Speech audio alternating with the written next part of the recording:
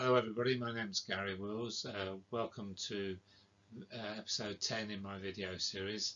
I'm the author of Wellington at Bay, which is based during the retreat from Burgos in 1812, and today I'm bringing you another battle in the same retreat, Venta del Pozo, which happened 2 days before Villamuriel and is a cavalry action, so it's much different to Villamuriel itself. What I'll be presenting is a 15mm black powder 2 war game. In July 1812, Wellington beat Marmont's army of Portugal at the Battle of Salamanca, and following that victory he liberated Madrid, and while leaving Hill to cover Madrid, Wellington advanced to Burgos to try and take that city by siege. Unfortunately, the siege was a failure, and he consequently had to retreat back towards Salamanca and joined Hill again near there. The 23rd of October 1812 was the second day of Wellington's retreat, and during this time he covered the distance just southwest of Burgos down towards Torquemada, 30 miles away approximately.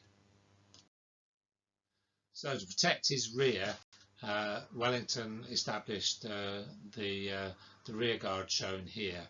It was made up of Bock's KGL Dragoon Brigade, Anson's Light Dragoon Brigade, Ball's troop of the Royal Horse Artillery, actually commanded by Ramsay, and Halkett's brigade of KGL Light Infantry, altogether about 2,500 people, and these were used to try and cover the retirement of the main infantry columns. The French advance guard was a much larger force, some 5,000 cavalry, comprised of Curto's light cavalry division of the Army of Portugal, which itself has Shay's brigade of chasseurs à cheval, Desfoss's brigade of hussars and chasseurs à cheval, together with Boyer's dragoon division of 2 brigades with 4 regiments in all. But there was also from the Army of the North Merlin's brigade and Bataille's brigade, comprising gendarmerie, lancers de Berg and more chasseurs à cheval. So the French massively outnumbered the British they were pursuing. This map shows the approximate positions of these formations and others at about 6:30 AM on the 23rd of October 1812, which is about dawn. So Wellington's rear guard at this time were deployed as such. Anson's light cavalry brigade maintained the outpost near the bridge at Bunyol, and they were supported by Bull and the KGL Light Battalion, which was deployed along the Rio Ormanzuela. Also, the Allied rear guard was supported by 2 groups of Spanish irregulars. Marquinez's partisans were to the north, and Sanchez's now more regular organisation was to the south, across the other side of the Rio Arlanzolong.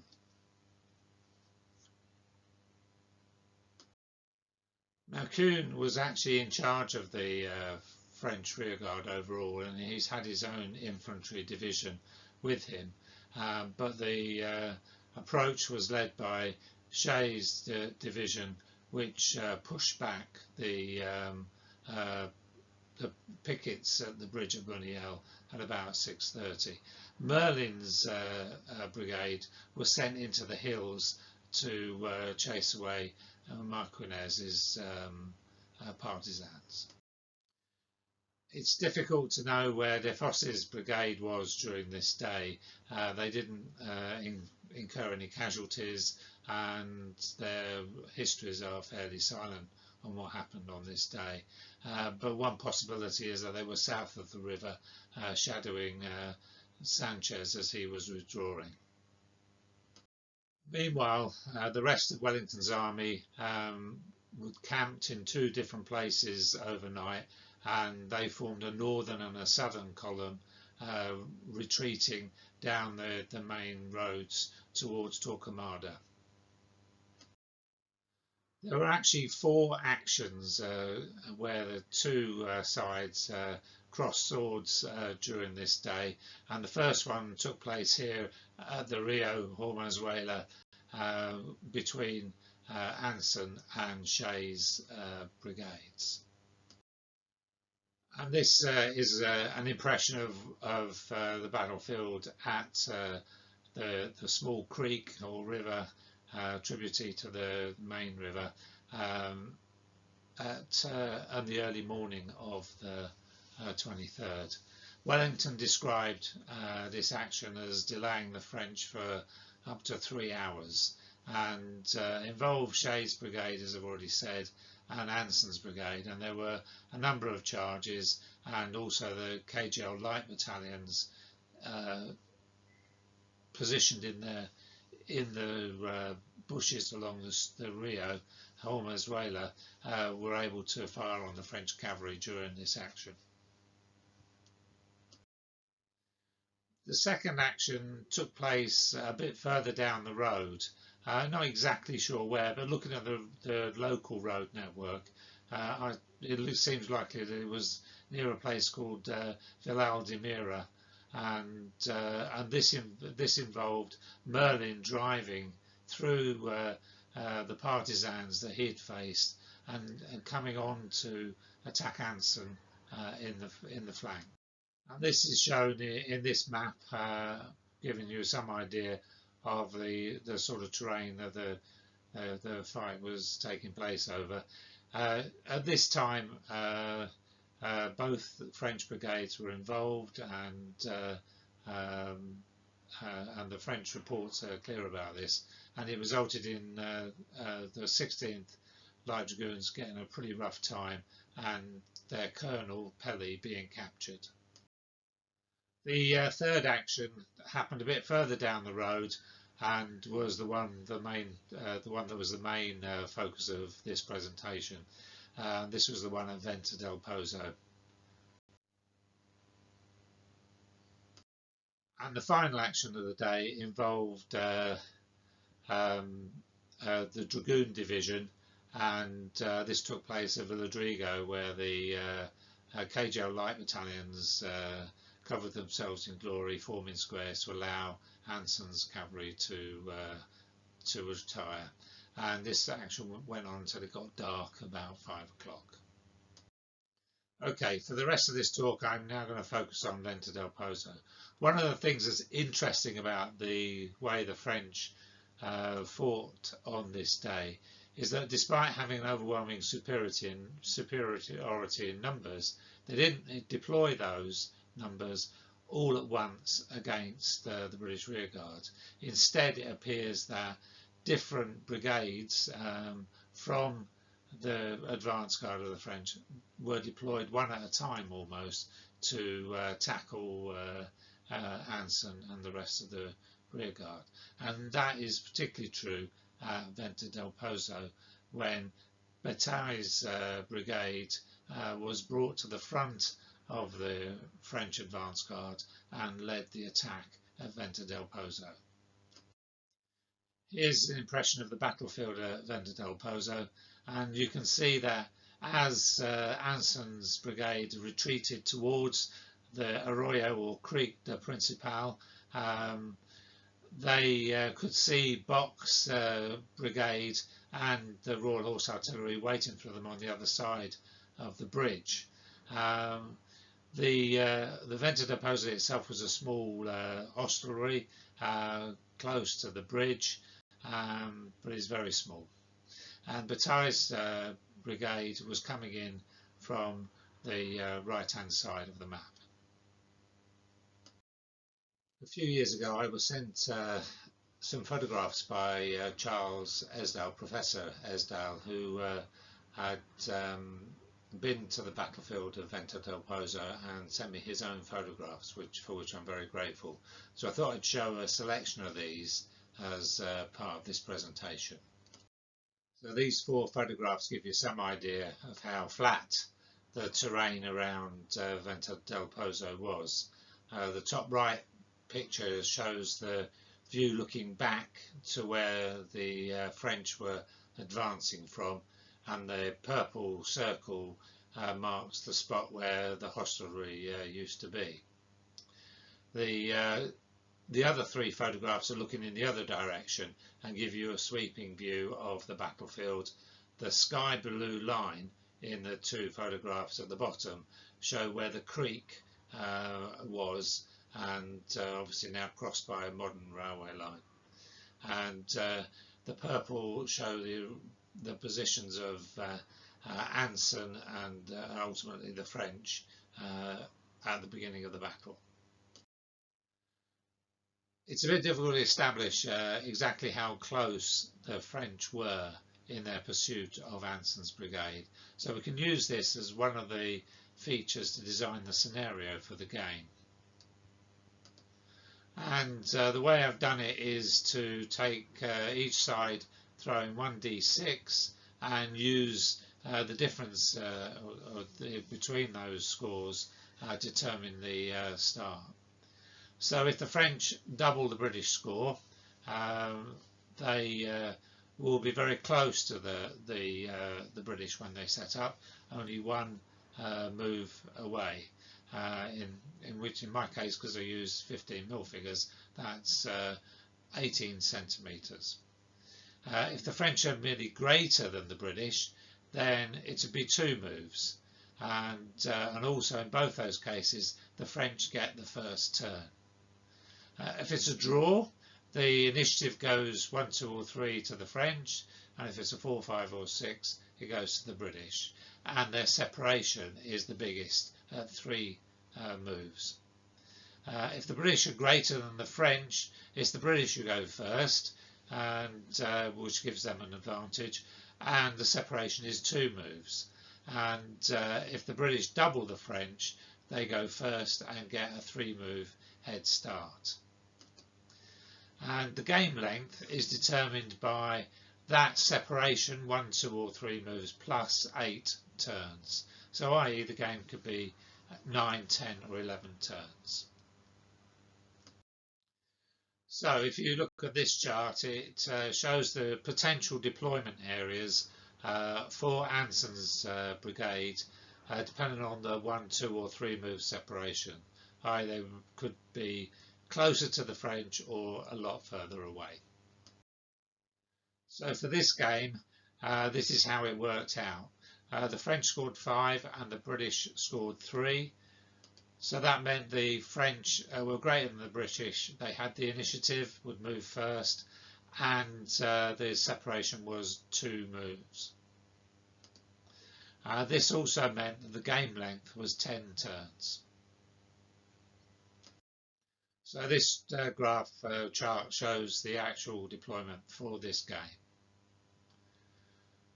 The French are able to deploy 1 move in, the 2 move gap, Anson's deployment zone, and Bock and Bull's troop deployed the other side of the creek. And this shows my table as it was set up for the game. And here you can see indicated the river Alençon, and it really doesn't play that much part in the game, as you can imagine. And here is the bridge over the creek, and the important thing here is that the bridge is the only available crossing for the creek, because it's obviously dangerous for the horses. I've used a model building to show Venta del Pozo itself, but obviously it's too small to be of any tactical significance in this game. So you can see here indicated the position of Bock's brigade and Bull's troop of the Royal Horse Artillery. This is Anson's brigade awaiting their fate, and this is Bataille's brigade, supported by a company of horse artillery, which we know was present because of their casualties. And here's my 15mm representation of Box Brigade with the first KGL Dragoons on the right and the second KGL Dragoons on their left. And on the road, Bull's troop of the Royal Artillery, commanded by Ramsey, represented in black powder at this scale, given the size of the unit, by 2 models. And moving forward towards the French, we can see the deployment of Anson's brigade, starting with the 11th Light Dragoons in 2 squadrons. In the centre, the 16th Light Dragoons, again in 2 squadrons. And on the left, the 12th Light Dragoons, again in 2 squadrons. So with regard to Bataille's brigade, we start with the 15th Chasseurs à Cheval in 3 squadrons. And again, these are a mixture of Old Glory timecast 15mm plus some minifigs. In the centre are the 1st Gendarmes d'Espagne. These are used to be the Burgos Legion of Gendarmerie, and they are converted from timecast or Old Glory 15 heavy Spanish cavalry, when I've added bits and pieces, carbines and aiguillettes to fit the uniform of gendarmerie. And finally, the Berg Lancers, the original regiment, which wore the Shaco-like design in Spain. These are actually made from Spanish Lancers from, again, the timecast range, and consequently their lances are a bit longer than they should be, but I hope you'll forgive me. And finally, the to complete the force is the company of horse artillery, which we know was present because one of their officers was wounded, and they are again, like Bull's troop, comprised of 2 models for black powder purposes. So a quick look at the rules and victory conditions that I used in the game. Firstly, the rules, black powder 2nd edition, and I used the unit ratings from Albion Triumphant 1, and in particular the noteworthy one is that the KGL Dragoons were given ferocious charge. Both sides were considered, were given the elite special rule, 4+ for the British and 5+ for the French, which represents them being veteran troops. As I said already, the creek can only be crossed at the bridge and only in march column in black powder terms, and I also made the bridge an exception with regard to interpenetration, which was significant in this game. No interpenetration is allowed on the bridge, which seems sensible. The British artillery are firing shrapnel. I use a slightly different way of representing it, in which I allow the British to re-roll any misses at long range. The victory conditions are based on the role of the French is to break through the rear guard offered by the British so they could attack the retreating infantry columns. So I gave the French an automatic win if they got 2 units off the left-hand edge of the battlefield. But other than that, the rules for breaking brigades from black powder dominate the victory conditions. So there's only 1 French brigade. The British need to break or shake 5 of the 9 units or squadrons. and conversely the French need to break or shake 3 of Anson's squadrons and 2 of Bock's squadrons. So here we go. For French turn 1, as I said already, the French had got the initiative on the first turn, and so immediately they sent the gendarmerie forward to charge to Anson's squadrons. Unfortunately, Bataille only got 1 move for the gendarmerie, and so they fell short of making contact. More successfully, the 15th Chasseurs à Cheval, led by their sub-commander, were able to charge home on the leading squadrons of the 11th Light Dragoons and the 16th Light Dragoons. And they were countercharged by those British units.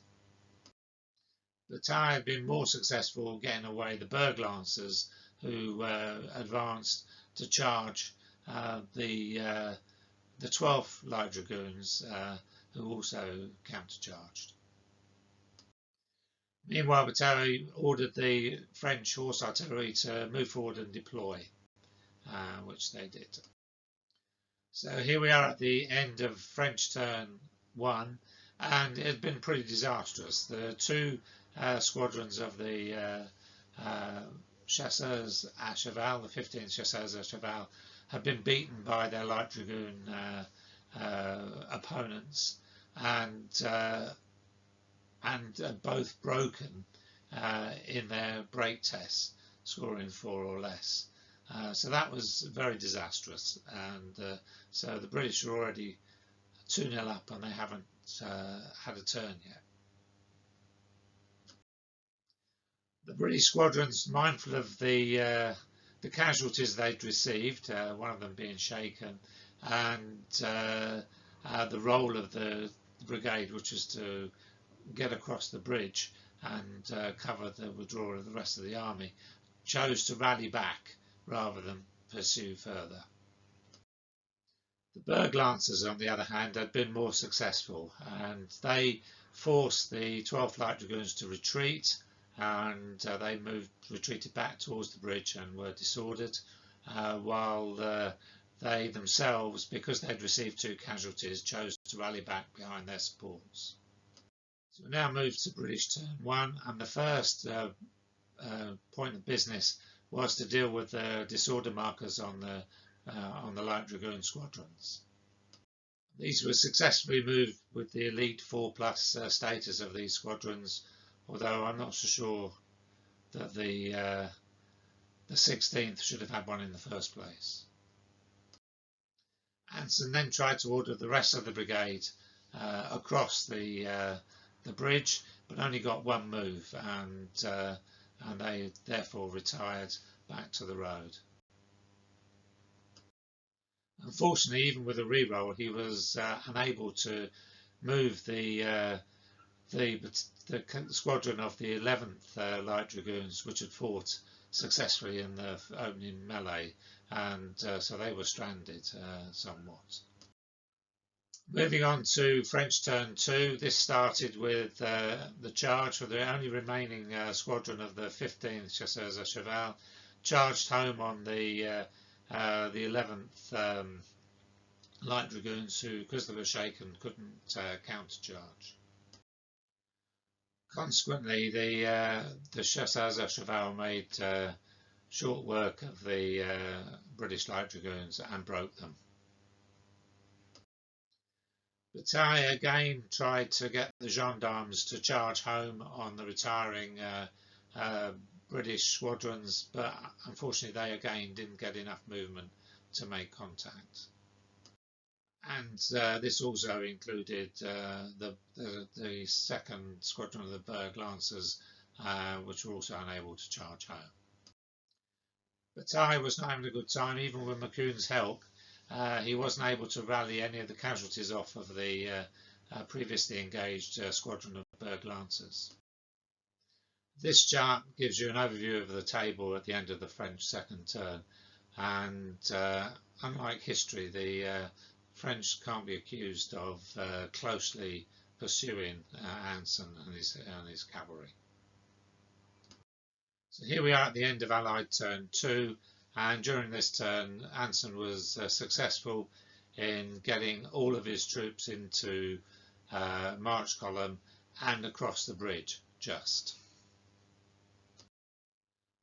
And this left the French cavalry waving their swords at thin air. So the end of French turn 3 now, and here we can see Colonel Favreau, the colonel of the 15th Chasseurs à Cheval, getting his troops organised to cross the river.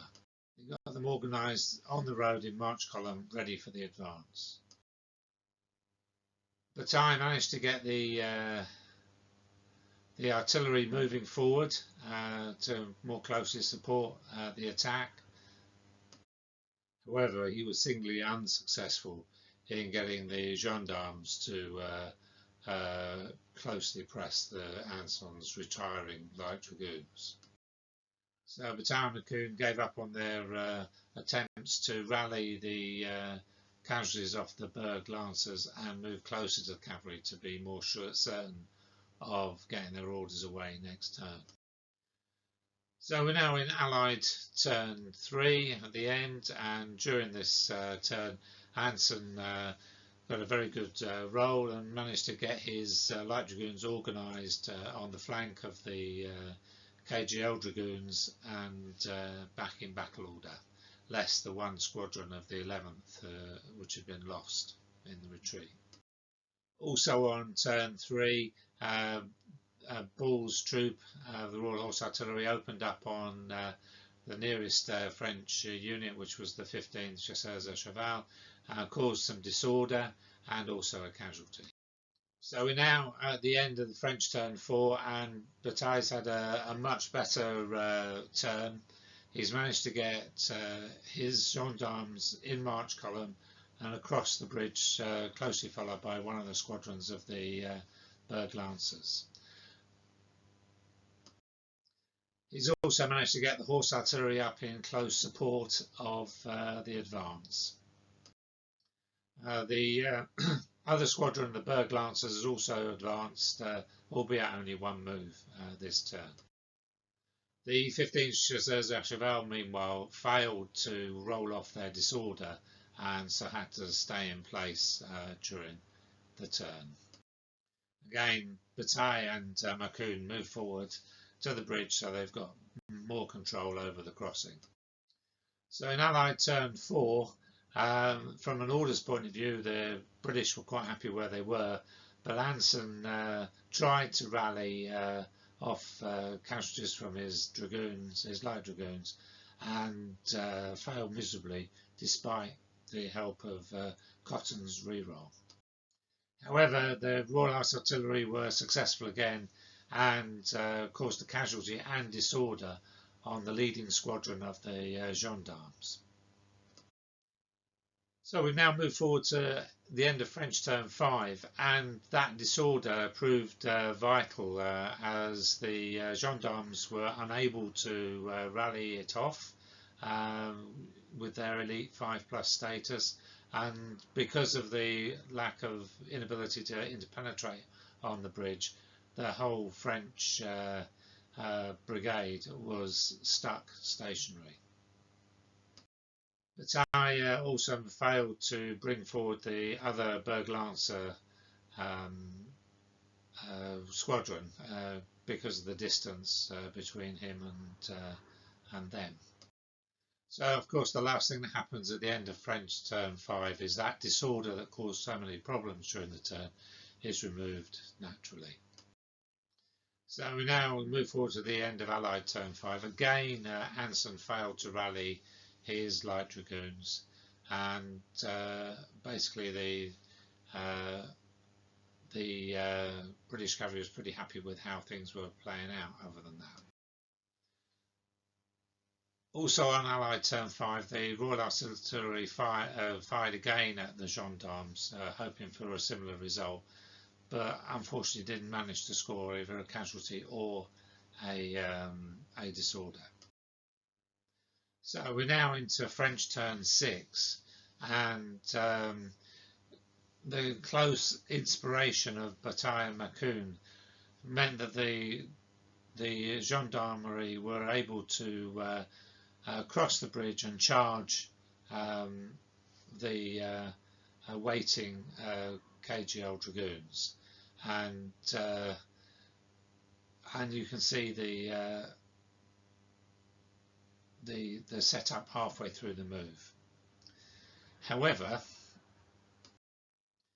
this turned to be a disaster because the French units that led the charge were both broken in their in the melees.